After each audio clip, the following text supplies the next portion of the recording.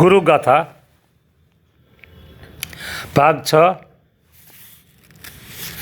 Page number 263 continue આગળથી ચાલુ વાત ચાલતી હતી આગલી ટોપિકમાં આગલી ક્લિપમાં કે હરિપ્રસાદભાઈ બીમાર થયા. એમના પિતાશ્રી મનસુખભાઈ વડતાલના હરિમુકુદાસ સ્વામીને પ્રાર્થના કરે અને એ હરિપ્રસાદભાઈનો રોગ દૂર થયો. એ ઉપરથી સંપ્રદાયની અંદર કેવા કેવા સામર્થ્યવાન ભક્તો થઈ ગયા, સદગુરુ સંતો થઈ ગયા. બધે એમાં છેલ્લે આ બધા દાસ પંક્તિના સંતોના બધા નામની ઉલ્લેખ કર્યા. પછી એમ કરતાં છેલ્લે રાજકોટ ગુરુકુળ અમારા ગુરુ પુરાણી સ્વામી જોગી સ્વામીની વાત કરી અને ત્યાં આ પરંપરા આવીને અટકી. હવે એમ કીધું આગલી ક્લિપમાં છેલ્લે સાવ એક વાક્ય ઇન શોર્ટ કહીને કે વર્તમાન સમયે પણ આવા સંતો સંપ્રદાયમાં છે. આ સંપ્રદાય ખાલી નથી, આ સંપ્રદાય કોરો કાટ નથી. આ સંપ્રદાયની અંદર અખંડ ભગવાનને સંભાળી રહેનારા, ભગવાનને ધારી રહેલા, ભગવાન પરાયણ જીવન જીવનારા, તપ ત્યાગ વૈરાગ્ય અને બ્રહ્મચર્યનું પાલન કરનારા સંતો આજે ઘણા છે. કારણ કે ઉંમરમાં નાના હોય એટલે તમને એમ થાય કે આ તો નાના સ્વામી છે. ઉંમરમાં તમારા સમકક્ષ હોય એટલે તમને મહિમા ન હોય કદાચ ને. આ જે અત્યારે એવા ઘણા બધા સંતો છે ને, એ સંતો જ્યારે ધામમાં જશે ને પાછળથીના ગુણ તમે ગાવાના છો, મને ખબર છે. અત્યારે એવા સંતો જ્યાં છે ત્યાં જે હરિભક્તો એને ઓળખે છે, એ હરિભક્તોને હું એમ કહું કે તમને લાખ ધન્યવાદ.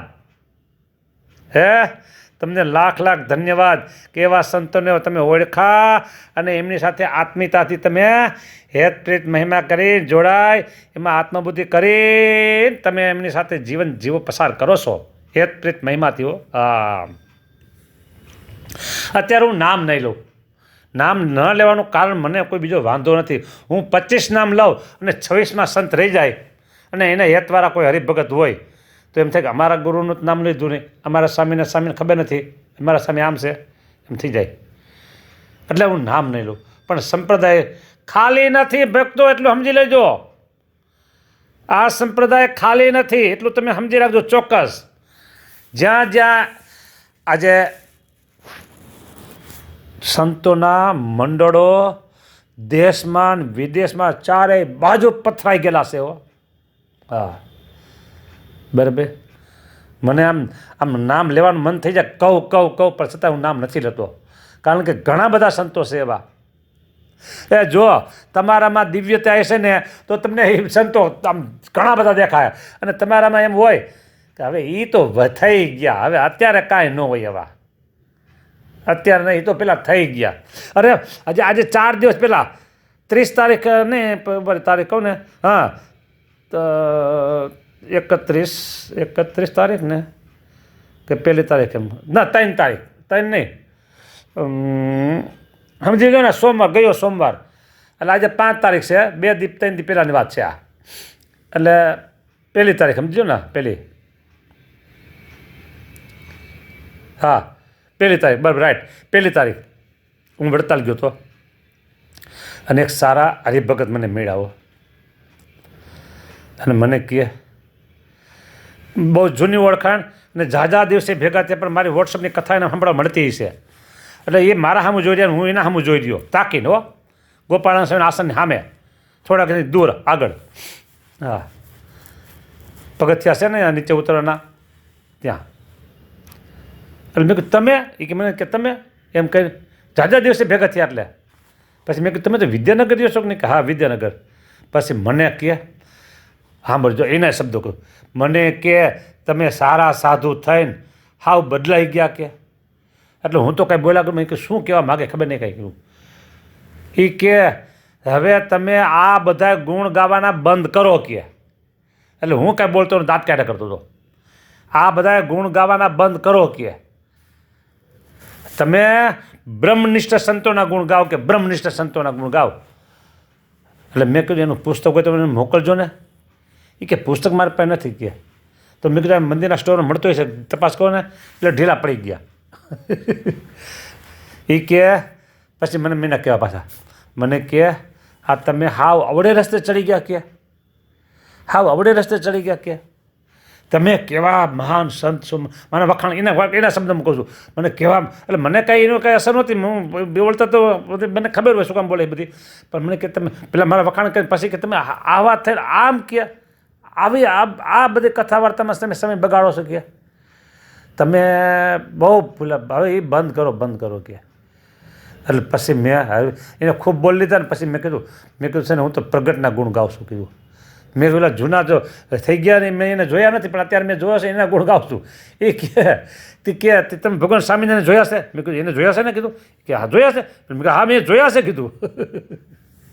પછી ખૂબ મને એને એની રીતે પ્રયત્ન કર્યો એને મને થોડોક ડાયવર્ટ કરવામાં બરાબર.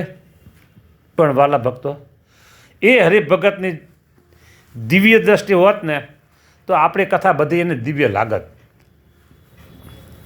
પણ એને આ કથા કેમ નથી ગમતી પાછા સાંભળે ખરા કે શું બોલે છે જોવા જાણવા માટે. પછી મને એક હરિભગતને નામ લઈને કીધું. એ કે આ હરિભગત મને ફોન હતો મને કે આ સ્વામીની કથા તમે સાંભળો કે.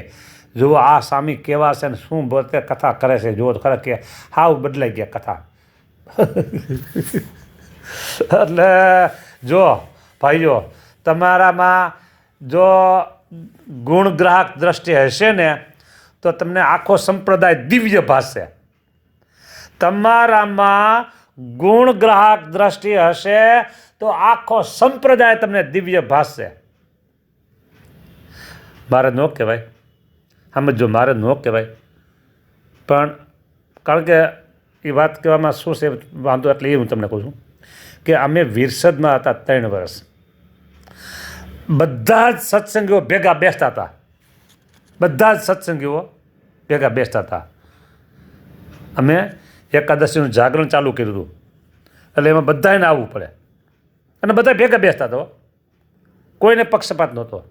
મેં એટલા માટે કીધું મારે આમાં મારી થોડીક મહાનતા આવે ને એટલે હું નહોતો બોલતો કે તમે આવું કર્યું એમ હું કરતા પણ થતો એટલે પણ કરનારા ભગવાન હતા.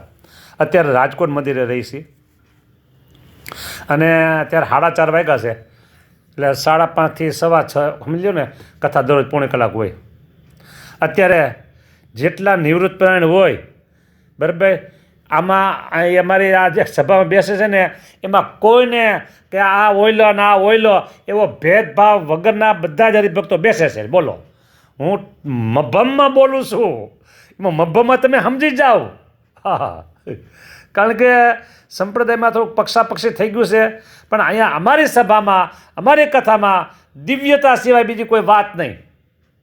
અને હું આ ખાલી બળાઈ નથી મારતો. તમે અમારી કથા દરરોજ સાંભળો છો ને આમાં કંઈ પક્ષાપક્ષીનું આવે છે કંઈ.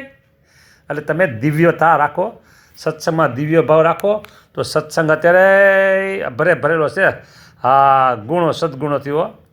અને જો તમારામાં ભાવ અવગુણ મારું તારું આ ઓઈલો ને આવી ને આમ ને આ તેમ ને એવું બધું આવશે ને તો આપણામાં કલુષિતતા આવી જશે. કલુષિતતા એટલે કળિયુગનો વાસ આવી જશે.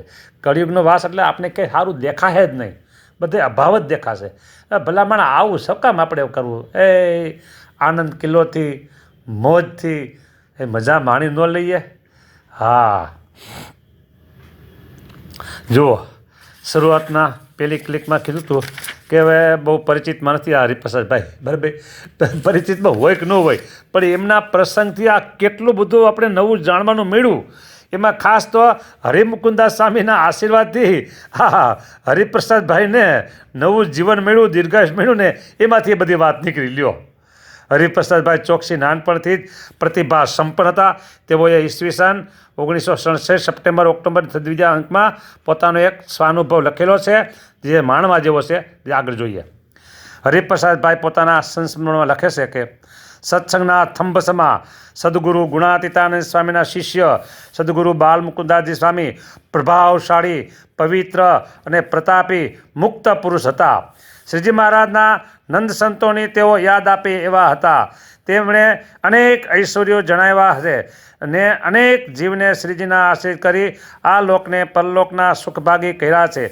સદભાગ્યે મને બાલ્યાવસ્થામાં એ મહાન સંતના દર્શન થયેલા. મને એક જૂનો પ્રસંગ યાદ આવે છે. જોયું કેટલી સરસ મજાની વાત કરી હરિપ્રસાદભાઈએ. ગુણાતીતાનંદ સ્વામી વિશે બાલમુકુદાસ સ્વામી વિશે શું લખ્યું કે મહાપ્રભાવશાળી, પવિત્ર, પ્રતાપી, મુક્ત પુરુષ. બોલો, ત્યાં પરંપરામાં બધું એવું જ છે. હા, તમે ભૂલી જતા નથી એમ નહીં.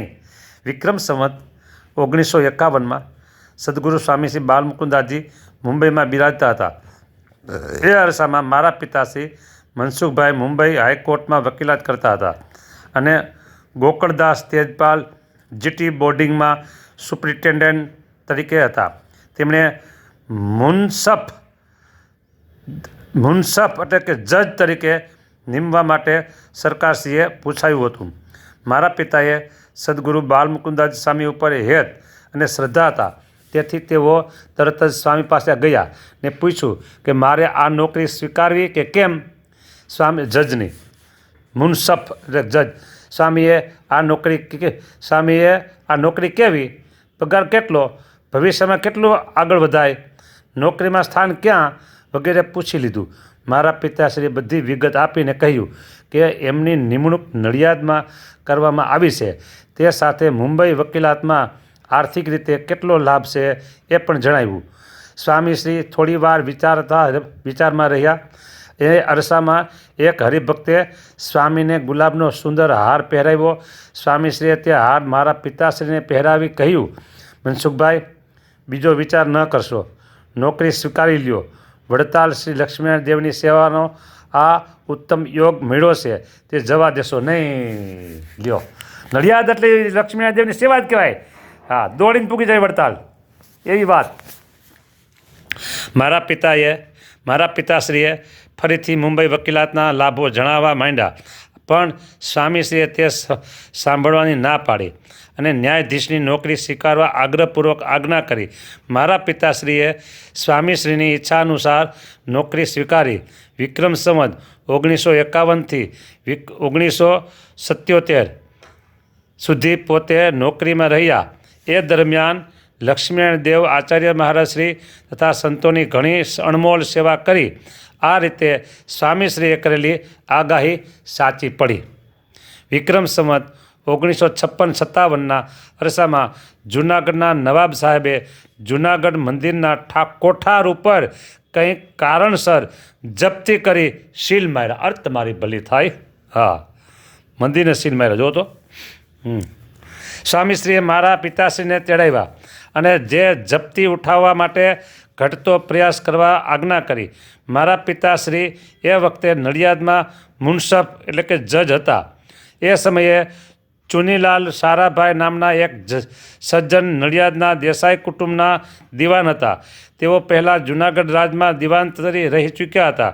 મારા પિતાશ્રીએ એમની સાથે સારી ઓળખાણ હતી. મારા પિતાશ્રી ચુનીભાઈને મળ્યા અને બધી વાત સમજાવી.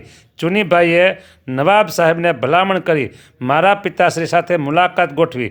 મારા પિતાશ્રીએ નવાબ સાહેબને વિગતવાર વાત સમજાવી એટલે એમણે જપ્તી ઉઠાવી લીધી અને સુખદ અંત આવ્યો. કેવી જૂનાગઢ મંદિરની સેવા થાય કયો. ફરીને સાંભળી લેજો, ન સમજાણું હોય તો. બરાબર. પરમ ભક્તરાજ શ્રી બાપાલાલભાઈ તે વખતે જૂનાગઢ મંદિરના કારભારી હતા. બાપાલાલભાઈની વાત તો આપણે ઘણી વખત થઈ ગઈ છે. બરાબર, અગાઉ થઈ ગયેલી છે. બાપાલાલભાઈ એટલે એક મહાન મોટા સત્પુરુષ, સમજી લો. હા, બરાબર. અણી શુદ્ધ બ્રહ્મચર્યના પાલકો, ભગવાનની સાથે અખંડ વાતો કરે એવા ભગવાનના સાક્ષાત્કાર એ હતા. સુંદરિયાણાના હેમરાજ શાહ શેઠના વંશજ બાપાલાલભાઈ. બર્યો ટાઈમ જોવા દો. ઘણી વખત મારે પછી 2 વખત કથા કરવી પડે છે. ના, હજી વાંધો નથી, 15 પીગા છે. એ અરસામાં સ્વામીશ્રીએ મારા પિતાશ્રીને પંચતીર્થીએ દર્શન માટે જવાની આજ્ઞા કરી અને તે મુજબ મે માસમાં આખું કુટુંબ લઈ જૂનાગઢ પંચતીર્થી કરવા ગયા. એ વખતે જૂનાગઢના દિવાન સાહેબે 2 દરબારી સિગ્રામો અને 2 અસવારો આપ્યા. એમાં મારા ભાતુશ્રી વગેરે મુસાફરી યાત્રા કરતા. મંદિરના સગ્રામમાં સ્વામી શ્રી બાલમુકુદાજી શિષ્યો સાથે બિરાજેલા અને મર્યાદા સચવાય માટે તે સિગ્રામ અમારાથી છેટો ચાલતો. એક ગામડામાં સદગુરુ શ્રી સ્વામી નારાયણદાસજી શિષ્ય વર્ગ સાથે આગળ જતા અને મુકામ વગેરેની વ્યવસ્થા કરાવતા. આમ 1 માસ સુધી સ્વામી શ્રી બાલમુકુદાસજી પંચતીર્થમાં અમારી સાથે ફર્યા. આ તીર્થયાત્રા દરમિયાન મુખ્ય બાબત હતી કથા વાર્તાની. સ્વામીશ્રીએ ભગવાનના બળભરી વાતો ખૂબ કરી. આમ જૂના સંતોનું તાન મુમુક્ષુને ભગવાનમાં જોડવાનું જ રહેતું. એ માસ તો અમારે માટે બ્રહ્મસત્ર જેવો થઈ ગયેલો. તાજેતરમાં ગુરુકુળમાં યોજાતા બ્રહ્મસત્રને જોઈને આ જૂનો પ્રસંગ યાદ આવી ગયો. લ્યો,